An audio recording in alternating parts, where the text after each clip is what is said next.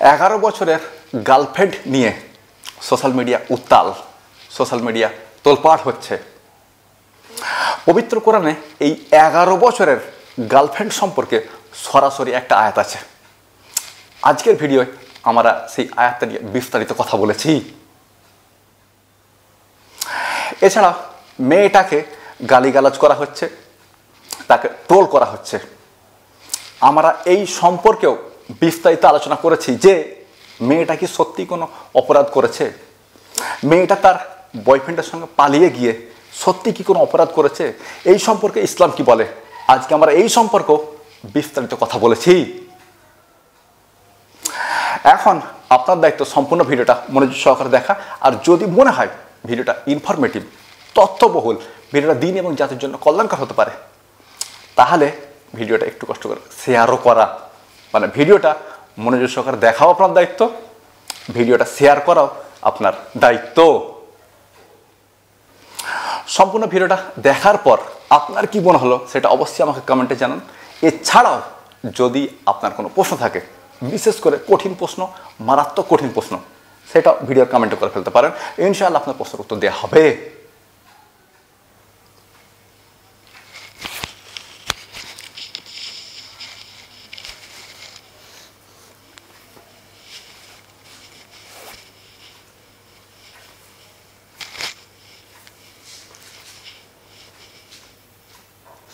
আসসালামু আলাইকুম।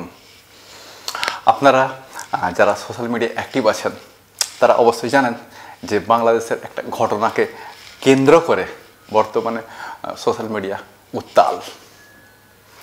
একটা 11 বছরের মেয়ে তার বয়ফ্রেন্ডের সঙ্গে পালিয়ে গেছে, এই ঘটনায় সোশ্যাল মিডিয়া উত্তাল।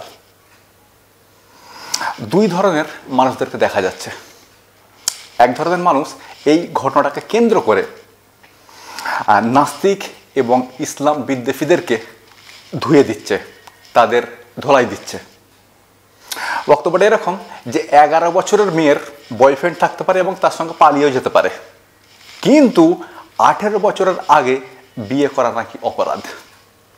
এখন দুটো ঘটনা একসঙ্গে কিভাবে হতে পারে?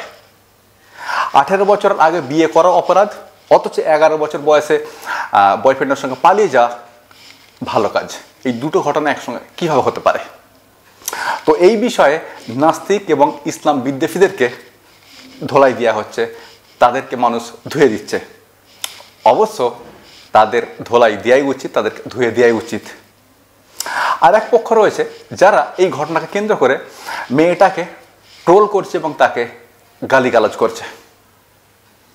যদি এই ঘটনাটা কোনো অপরাধ হতো, যদি এই ঘটনাটা কোনো অপরাধ হতো, তাহলে শুধু মেয়েটাকে ট্রোল করা হচ্ছে কেন, মেয়েটাকে গালি দেওয়া হচ্ছে কেন, তাকে গালিগালাজ করা হচ্ছে কেন, ছেলেটাকে নয় কেন?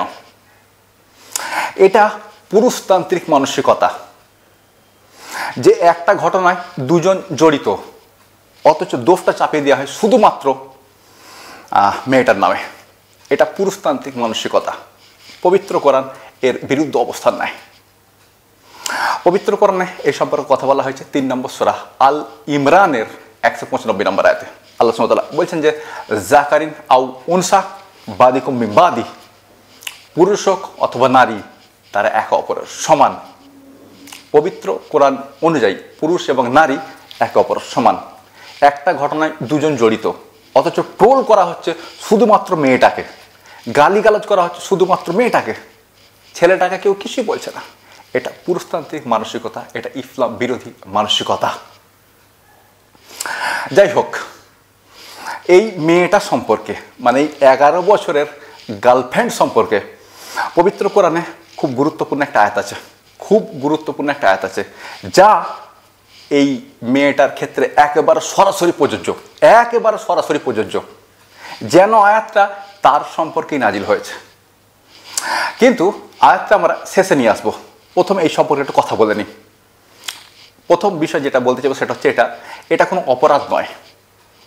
মেয়েটা একটা ছেলেকে পছন্দ করে, তার সঙ্গে পালিয়ে গেছে, এটা অপরাধ নয়।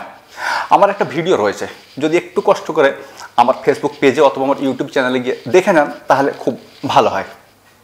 সেটা হচ্ছে প্রেম করে বিবাহ, এটা খারাপ কাজ নয়। এটা ইসলাম বিরোধী কাজ নয়, এটা অপরাধ নয়। 2 নম্বর বিষয় হচ্ছে পালিয়ে গিয়ে বিবাহ, এটাও ইসলাম বিরোধী কাজ নয়, এটা অপরাধ নয়। এগুলোকে আমরা ইসলাম বিরোধী কাজ মনে করি, এগুলোকে আমরা খারাপ কাজ মনে করি, অপরাধ মনে করি। এগুলো না ইসলাম বিরোধী কাজ, না খারাপ কাজ, আর না অপরাধ। সুতরাং আমার পেজে ঢুকে যান অথবা আমার ইউটিউব চ্যানেলে ঢুকে যান, গিয়ে ওই ভিডিওগুলো একবার দেখে আসুন যে প্রেম করে বিবাহ ইসলাম সম্মত কাজ, পালিয়ে বিবাহ ইসলাম সম্মত কাজ। তো যাই হোক, এই সম্পর্কে পবিত্র কোরআন কি বলে? তো এই সম্পর্কে পবিত্র কোরআনের কথা বলা হয়েছে পবিত্র কোরআন 4 নম্বর সূরা নিসা আয়াত নম্বর 3-এ। আল্লাহ সুবহানাহু ওয়া তাআলা পুরুষদেরকে উদ্দেশ্য করে বলছেন, ফানকিউ মা তাবা লাকুম মিনান নিসা, তোমরা নারীদের মধ্যে যাদেরকে পছন্দ করো তাদেরকে বিবাহ করে নাও। মানে আল্লাহ সুবহানাহু ওয়া তাআলা এখানে পুরুষদেরকে নিজে পছন্দ করে বিবাহ করার অনুমোদন করছেন। শুধু এখানেই শেষ নয়, যদি কোনো মহিলাকে পছন্দ হয় তাকে বিয়ের প্রস্তাব দিতেও বলা হয়েছে, এবং এটা কোনো অপরাধ নয়। এই সম্পর্কে পবিত্র কোনো কথা বলা হয়েছে 2 নম্বর সূরা বাকারা আয়াত নম্বর 235-এ। আল্লাহ সুবহানাহু ওয়া তাআলা বলছেন যে ওয়ালা জুনাহা আলাইকুম, এতে তোমাদের কোনো অপরাধ নেই যে ফিমা আরাদতুম বিহি মিন খিতবাতিন নিসা, তোমরা কোন নারীদেরকে বিবাহের প্রস্তাব দেবে। অর্থাৎ তোমরা কোন নারীদেরকে বিবাহের প্রস্তাব দেবে এটা অপরাধ নয়, বিবাহের প্রস্তাব দিতে পারো, যেটাকে আমাদের ভাষায় আমরা প্রপোজ করা বলি। অর্থাৎ একজন পুরুষ একজন নারীকে বিবাহের প্রস্তাব দিতে পারে যে আমি আপনাকে পছন্দ করি, আপনাকে বিবাহ করতে চাই, এটা একজন পুরুষ করতে পারে। এখন প্রশ্ন হচ্ছে এটা কোনো নারী করতে পারে কি? জি, এটা নারীও করতে পারে। বুখারীতে একটা হাদিস আছে, খুব বিখ্যাত হাদিস, যদিও আমাদের আলেম সমাজ এই হাদিসটা প্রচার করে না। তো হাদিসটা কোন হাদিস? এটা বুখারীর হাদিস নাম্বার হচ্ছে 5087, হাদিস নাম্বার 5087। কিন্তু এই হাদিসটা বুখারী মুসলিম সহ প্রায় সমস্ত হাদিসের গ্রন্থে রয়েছে, আর বুখারীতে হাদিসটা কম বেশি 10-15 বার রিপিট হয়েছে, অর্থাৎ এটা রিপিটেড হাদিস। তারপরও এই হাদিসটা আমাদের আলেম সমাজ গোপন করে, এই হাদিসটাকে আমাদের আলেম সমাজ প্রচার করে না। তো হাদিসে কি বলা হচ্ছে, মুহাম্মদ সাল্লাল্লাহু আলাইহি ওয়াসাল্লাম কিছু সাহাবাদেরকে নিয়ে বসে আছেন। একজন মহিলা এলেন, এসে বললেন, ইয়া রাসূলুল্লাহ, হে আল্লাহর রাসূল, জিতু আহাবু লাকা নাফসি, আমি আমাকে আপনার কাছে সমর্পণ করতে এসেছি, আপনি কি আমাকে বিবাহ করবেন? তার মানে দাঁড়াচ্ছে এটা যে একজন মহিলা কোনো পুরুষকে পছন্দ করলে তাকে সরাসরি বিবাহের প্রস্তাব দিতে পারে, এবং এটা খারাপ কাজ নয়। যদিও আমাদের সমাজ এমন কাজটাকে বেশ্যার কাজ বলে মনে করে, আমাদের সমাজ এমন কাজটাকে বেশ্যার কাজ বলে মনে করে, কিন্তু এটা একটা ইসলামের রীতিনীতি যে কোনো মহিলা কোনো পুরুষকে পছন্দ করলে তাকে গিয়ে সরাসরি বিয়ের প্রস্তাব দেবে, এবং এটা কোনো অপরাধ নয়, এটা ইসলাম সম্মত কাজ। তার মানে হচ্ছে এটা পুরুষ নিজে পছন্দ করে বিবাহ করতে পারে, কোনো মহিলাকে পছন্দ হলে তাকে গিয়ে প্রপোজ করতে পারে, নারীও নিজে পছন্দ করে বিবাহ করতে পারে, কোনো পুরুষকে পছন্দ হলে তাকে গিয়ে সরাসরি বিবাহের প্রস্তাব দিতে পারে। তার মানে পুরুষ এবং নারী উভয়ই একে অপরকে পছন্দ করতে পারে, বিবাহের প্রস্তাবও দিতে পারে। সেক্ষেত্রে এই 11 বছরের মেয়েটার অপরাধটা কোথায়, মানে তার দোষটা কোথায়? সে যদি একজন পুরুষকে পছন্দ করে, যদি তার সঙ্গে পালিয়ে যায়, এক্ষেত্রে তার অপরাধটা কোথায়, মানে তার দোষটা কোথায়, আমি সেটাই তো বুঝতে পারছি না। ইসলাম কি বিবাহের জন্য নির্দিষ্ট কোনো বয়স বেঁধে দিয়েছে যে এত বছরের আগে বিবাহ করা যাবে না, অথবা এত বছরের আগে কোনো পুরুষকে পছন্দ করা যাবে না, অথবা এত বছরের আগে পালিয়ে যাওয়া যাবে না? এরকম কোনো বয়স কি ইসলাম নির্দিষ্ট করে দিয়েছে? দেয়নি। প্রশ্ন হবে তাহলে ইসলামের ন্যূনতম বিবাহের বয়স কত? ইসলামে বিবাহের কোনো বয়সই নেই। ইসলামে বিবাহের ঊর্ধ্বসীমা তো নেই। যদি আপনার সামর্থ্য থাকে আপনি বিবাহ করবেন, বিবাহের কোনো ঊর্ধ্বসীমা নেই, পুরুষ মহিলা উভয়ের জন্যই বিবাহের কোনো ঊর্ধ্বসীমা নেই। প্রশ্ন হচ্ছে নিম্ন সীমা কি আছে? নিম্ন সীমাও নেই। প্রশ্ন হবে তাহলে বিবাহের বয়সটা কত? তো এই সম্পর্কে পবিত্র কোরআনের মোটামুটি একটা বক্তব্য রয়েছে, ইনডাইরেক্ট, যা মোটামুটি আমাদেরকে ইঙ্গিত করে যে বিবাহের বয়সটা আসলে ঠিক কত। এটা কোথায় রয়েছে? এটা রয়েছে পবিত্র কোরআনের 4 নম্বর সূরা নিসা আয়াত নম্বর সম্ভবত 6, আয়াত নম্বর 5 কিংবা 6, সম্ভবত আয়াত নম্বর 6, যেখানে বলা হচ্ছে যে ওয়াবদালুল ইয়াতামা হাত্তা ইযা বালাগুন নিকাহ, ওয়াবদালুল ইয়াতামা হাত্তা ইজা বালাগুন নিকাহ। বলা হচ্ছে তোমরা ইয়েতিমদের হাতে ধন সম্পদ ছেড়ে দিও না, তোমরা তাদেরকে পরীক্ষা করতে থাকো যতক্ষণ না তারা পৌঁছায় বিবাহের বয়সে। ফাইন আনাস্তুম মিনহুম রুশদান, যদি তাদের মধ্যে জ্ঞানের প্রকাশ ঘটে যায়, যদি তাদের মধ্যে জ্ঞানের প্রকাশ ঘটে যায়, ফাদব ইলাইহিম আমওয়ালিহিম, তখন তাদের ধন সম্পদ তাদের হাতে দিয়ে দাও। এর মানে দাঁড়াচ্ছে পবিত্র কোরআন বলছে বিবাহের বয়স সেটা যখন তার মধ্যে জ্ঞানের প্রকাশ ঘটে যাবে, অর্থাৎ জ্ঞানের প্রকাশ ঘটে যায় বিবাহের বয়স। এখন এই মেয়েটার 11 বছর বয়সে জ্ঞানের প্রকাশ ঘটে গেছে, সেটা বুঝতে পেরেছে যে আমার বয়ফ্রেন্ডের প্রয়োজন, আমার বিবাহের প্রয়োজন, আমার পালিয়ে যাওয়া প্রয়োজন। এখানে মেয়েটা দোষ কোথায়?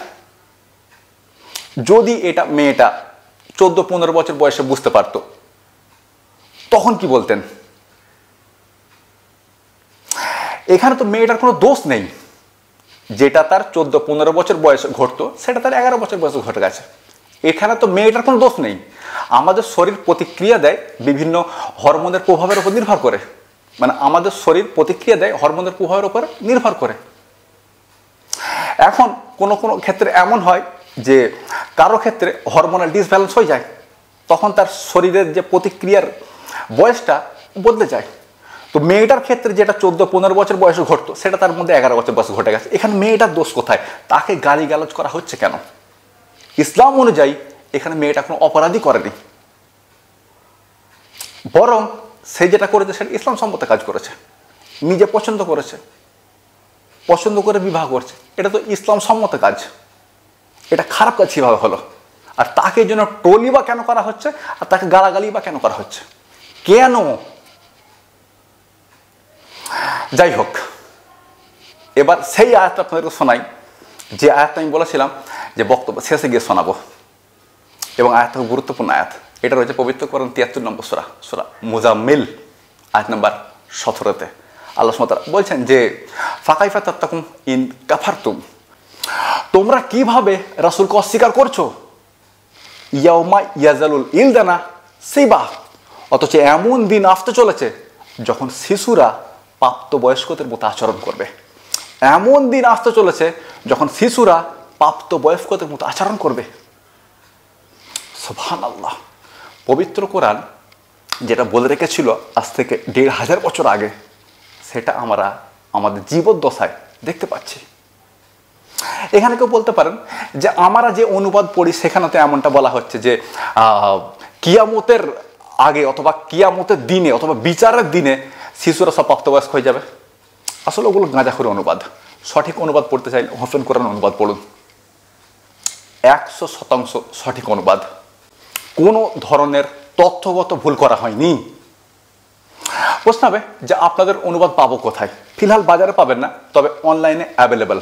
আর এটা শুধু অনুবাদই নয়, তার সঙ্গে সঙ্গে এটা তাফসিরও, পৃথিবীর সবচেয়ে ছোট তাফসির। এর নাম স্মার্ট তাফসির।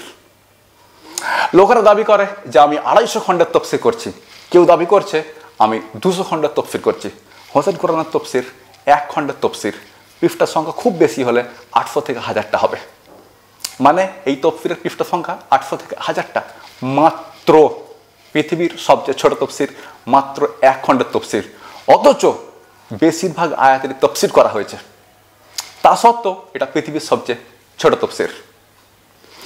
আর 95 থেকে 98% ক্ষেত্রে আমরা পবিত্র কোরআনের তাফসির করেছি পবিত্র কোরআন দিয়েই। এটাও এই তফসিরের একটা অনন্য বিশেষত্ব। ফিলহাল এই তফসির পাবেন কোথায়?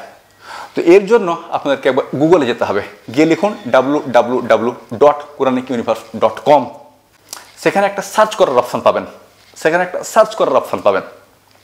সেখানে যে সূরাটা পড়তে চান সেটার নাম্বার বাংলা অথবা ইংরেজি দিন, অথবা সেটার নাম বাংলা অথবা ইংরেজি দিন। সূরাটা আপনার সামনে চলে আসবে, খুলে পড়ে নিন আর অবাক হতে থাকুন। পবিত্র কোরআন পড়ার আনন্দটা উপভোগ করুন।